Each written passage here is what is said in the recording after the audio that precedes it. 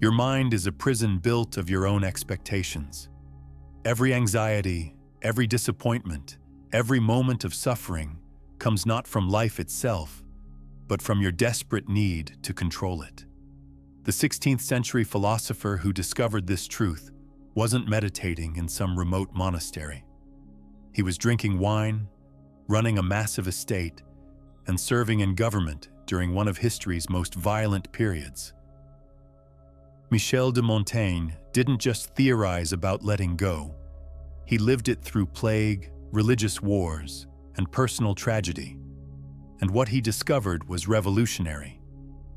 The path to freedom isn't through more control, but through its deliberate abandonment. In a world obsessed with optimization, productivity, and mastery, Montaigne's message has never been more heretical or more necessary. The solution to your suffering isn't more effort. It isn't better systems. It isn't stricter discipline. It's surrender. But not the surrender of defeat. The surrender of wisdom. Philosophers before Montaigne promised certainty. Philosophers after him built grand systems claiming to explain everything. Only Montaigne had the courage to embrace uncertainty as the foundation of wisdom. Only Montaigne recognized that our desperate grasp for control is precisely what destroys our peace. Only Montaigne saw that letting go isn't weakness, it's the ultimate strength. Today, we're going to explore why this aristocrat from 500 years ago might understand your modern anxiety better than any contemporary self-help guru, and why his solution, radical acceptance, might be exactly what you've been looking for all along. The control paradox. The central insight of Montaigne's philosophy is what we might call the control paradox.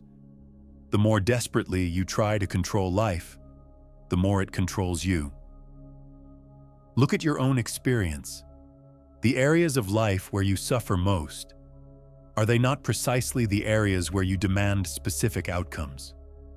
The relationship that must meet your emotional needs, the career that must advance on your timeline, the body that must conform to your ideal, the social standing that must impress others. Montaigne discovered through bitter experience that these desperate needs create the very suffering they aim to prevent. In his essay Of Experience, he writes that most human misery comes not from external events, but from our judgments about them. Specifically, our insistence that reality should conform to our expectations. When a project fails, the pain comes not from the failure itself, but from your attachment to success. When a relationship ends, the suffering stems not from the ending, but from your demand that it continue. When your body ages, the anguish arises not from the natural process, but from your resistance to it. Montaigne's revelation seems obvious once stated, yet it contradicts everything modern culture teaches us about achievement and happiness. We're told that control is the path to fulfillment. Plan better, work harder, optimize everything, master your domain. The underlying assumption is always the same. If you suffer, it's because you haven't controlled life thoroughly enough. Montaigne flips this logic entirely. If you suffer, it's because you're trying to control what cannot and should not be controlled. The solution isn't more control, it's letting go. This isn't resignation or nihilism. It's not giving up on improvement or action. It's a fundamental shift in how you relate to existence itself, recognizing that you are not the author of life but a participant in it.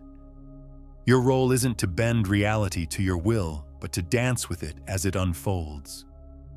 When Montaigne's beloved friend Étienne de la Boétie died young, Montaigne didn't seek to overcome his grief or process it, according to some therapeutic timeline. He allowed it to move through him completely, neither clinging to it nor pushing it away.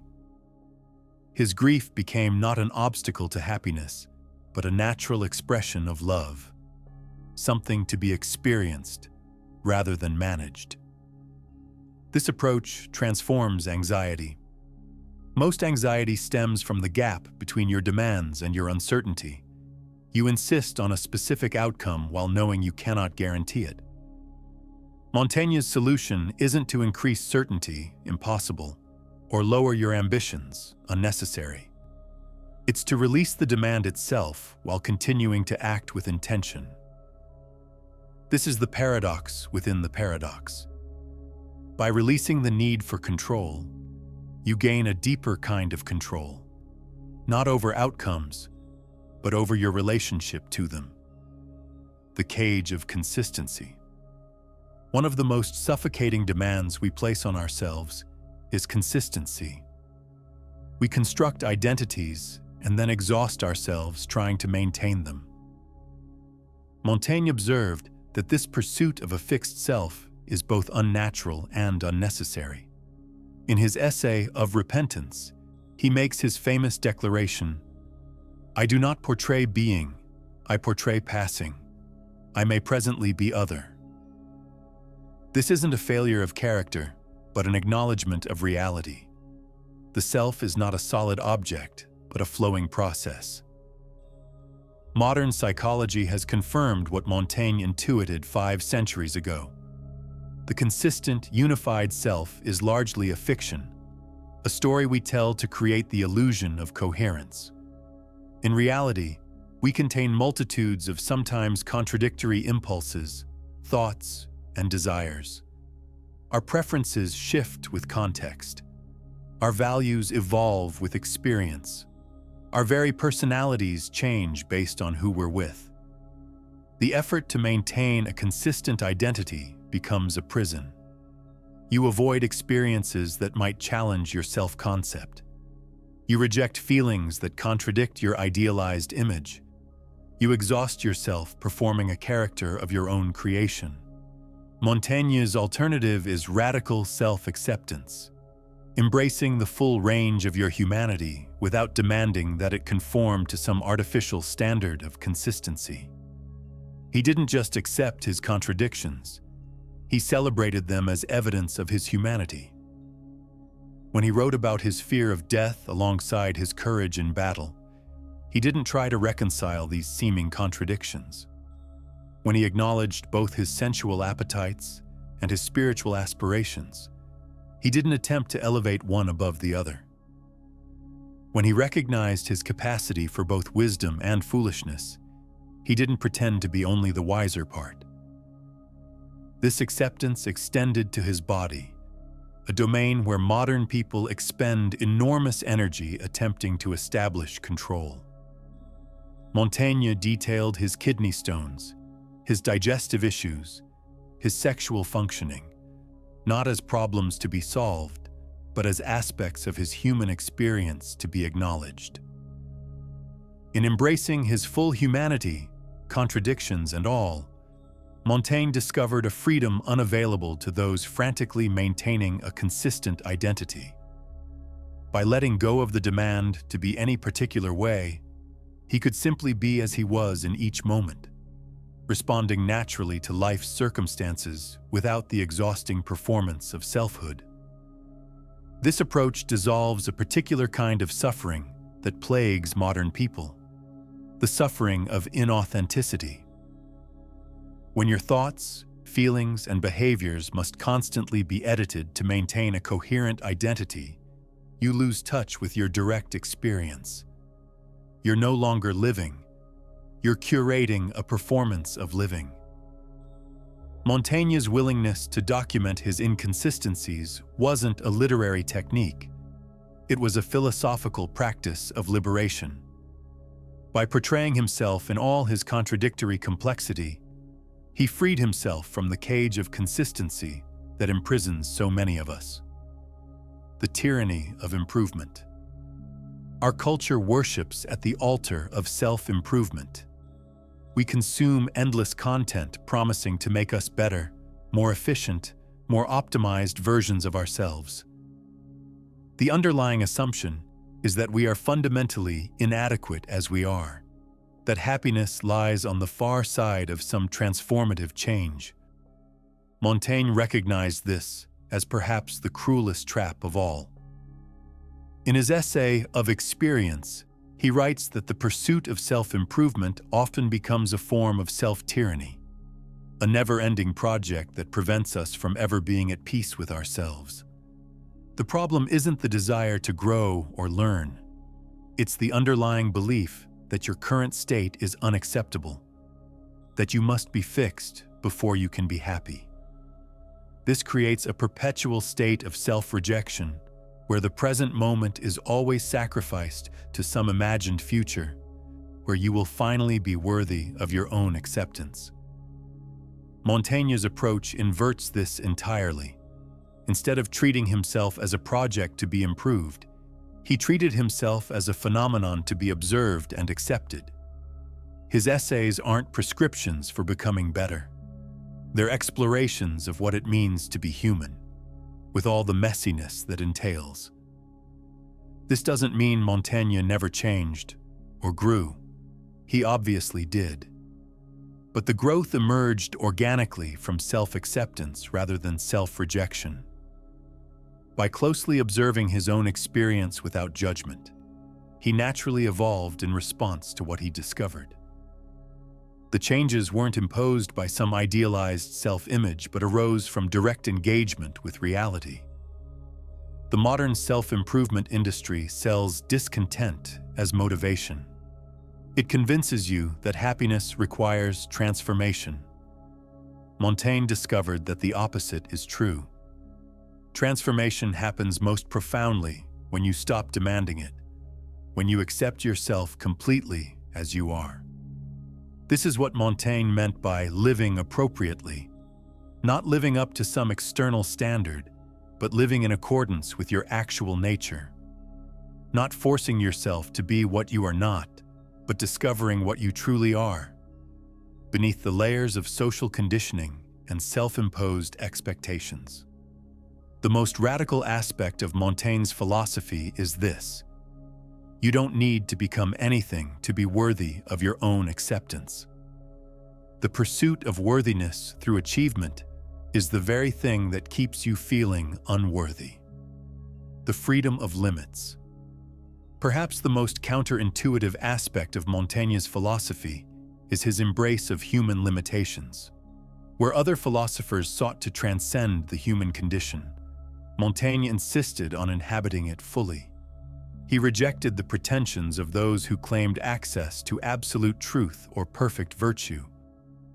In his essay, An Apology for Raymond Sebond, he systematically demolishes humanity's claims to certain knowledge, showing how even our most basic perceptions are shaped by our particular nature. We don't see reality as it is. We see it as our human senses and minds construct it. Rather than finding this limitation tragic, Montaigne found it liberating. If perfect knowledge is impossible, we're freed from the exhausting pretense of certainty. If flawless virtue is beyond us, we're released from the crushing weight of moral perfectionism. If complete control is an illusion, we can stop exhausting ourselves in its pursuit. For Montaigne, wisdom begins with the Socratic acknowledgement of ignorance, not as a starting point to be overcome, but as the permanent condition of human existence. The truly wise person doesn't accumulate certainties, they become increasingly comfortable with uncertainty. This approach transforms how we relate to expertise. Montaigne was deeply learned, versed in classical literature and contemporary thought. But he wore his learning lightly, using it as a conversation partner rather than a source of authority. He quoted ancient philosophers not to borrow their certainty, but to engage with their humanity. Montaigne's embrace of limits extended to his ambitions. Unlike many of his contemporaries, he refused to pretend his essays would revolutionize philosophy or transform society. They were simply his attempts to understand his own experience. valuable precisely because they didn't claim universality. In his political career, which was substantial, including service as mayor of Bordeaux and diplomatic missions for the king, Montaigne brought this same humility. He didn't promise utopian reforms or perfect justice. He offered competent administration with an awareness of its inevitable imperfections. This acceptance of limits proves especially valuable in our age of relentless optimization. We're surrounded by promises of limitless growth, perfect health, eternal youth, complete security, all available through the right technique, product, or mindset. These promises don't deliver freedom. They create perpetual anxiety by establishing impossible standards. Montaigne offers the true freedom that comes from embracing finitude. You are a limited being with a limited lifespan, limited knowledge, limited control. This isn't a tragedy to be overcome. It's the human condition to be accepted. When you stop fighting against these basic limits, something remarkable happens. The energy previously consumed by this futile resistance becomes available for actual living. You can inhabit your life as it is, rather than exhausting yourself in pursuit of a life that cannot be. The practice of letting go. Montaigne's philosophy wasn't just theoretical. It was a lived practice developed through decades of self-observation. His essays document not just his conclusions, but the process through which he reached them. The daily practice of letting go. The foundation of this practice is radical attention. Before you can release your desperate grip on control, you must first notice where and how you're clinging.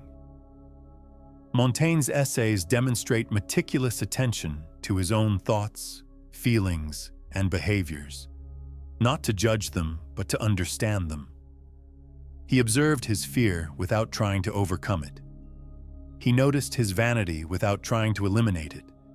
He acknowledged his contradictions without trying to resolve them. This non-judgmental attention created the space in which letting go could happen naturally. The second element of Montaigne's practice is perspective-taking. He constantly reminded himself of the limited significance of his concerns when viewed against the vastness of time and space. This wasn't to diminish his experience, but to right-size it, to see his troubles as neither more nor less important than they actually were. In his essay, "To Philosophize is to Learn How to Die," he doesn't offer techniques for overcoming death anxiety. Instead, he suggests familiarizing yourself with death until it loses its terrifying strangeness. Death isn't a problem to be solved, but a reality to be acknowledged. The third aspect of Montaigne's practice is what we might call experimental living, trying different approaches and observing their effects without attachment to outcome. He experimented with his diet, his sleep patterns, his work habits, his social interactions, not to optimize them, but to understand them. This experimental attitude freed him from the rigidity that characterizes so much self-improvement. He wasn't implementing a system, he was engaging in ongoing inquiry. If an approach didn't work, it wasn't a failure. It was simply information. Perhaps most importantly, Montaigne practiced compassionate acceptance of his own humanity. When he fell short of his ideals, as he frequently acknowledged doing, he didn't berate himself or redouble his efforts. He simply noted the gap between intention and action as an interesting feature of human experience. This self-compassion extended to others. Montaigne lived through the French Wars of Religion, a period of vicious sectarian conflict. Rather than demonizing those who held different religious views, he recognized their common humanity beneath the ideological differences. This wasn't moral relativism, but a deep understanding that all humans are limited beings doing their best with partial knowledge. Montaigne's practice of letting go isn't a technique you apply to achieve a predetermined outcome. It's a way of being in relationship with your experience, curious rather than controlling, accepting rather than demanding, engaged rather than grasping. The paradoxical freedom. The ultimate paradox of Montaigne's philosophy is that letting go doesn't diminish your life, it expands it. By releasing the desperate need for control, you become more capable of effective action. By accepting uncertainty, you become more capable of wisdom. By embracing your limitations, you become more fully human. This isn't just philosophical theory. Contemporary psychology has repeatedly confirmed the benefits of acceptance-based approaches to well-being. From mindfulness practices to acceptance and commitment therapy, the evidence consistently shows that accepting reality as it is, rather than fighting against it, reduces suffering and increases effectiveness. The most profound aspect of Montaigne's wisdom is that letting go isn't something you do once and complete. It's not a task to be checked off your self-improvement list. It's an ongoing practice, a moment-by-moment choice to release your grasp and engage with life as it actually is, rather than as you demand it should be. This continuous letting go isn't passive resignation. It's active engagement without attachment to outcome. It's intentional action without the burden of excessive expectations. It's living fully in reality rather than exhausting yourself fighting against it. In our achievement-obsessed culture, Montaigne's message remains revolutionary. The path to freedom isn't through more control, but through its deliberate abandonment. The route to wisdom isn't through certainty, but through embracing uncertainty. The way to peace isn't through perfect circumstances, but through accepting circumstances as they are. The prison of your suffering isn't built by external events. It's constructed from your own expectations, demands, and attachments. And its walls dissolve not through more effort, but through the simple yet profound act of letting go. Montaigne discovered this truth through plague, war, personal loss, and political turmoil. His essays don't offer escape from life's realities, but a way to engage with them more fully, more humanly, more wisely. The question isn't whether Montaigne was right about letting go. The question is whether you're ready to discover what becomes possible when you stop fighting reality and start dancing with it. What if everything you're struggling to control doesn't actually need controlling? What if the peace you're seeking isn't waiting on the far side of achievement, but is available right now through acceptance? What if letting go isn't surrender to circumstances, but liberation from the suffering they cause? What becomes possible when you release your grip?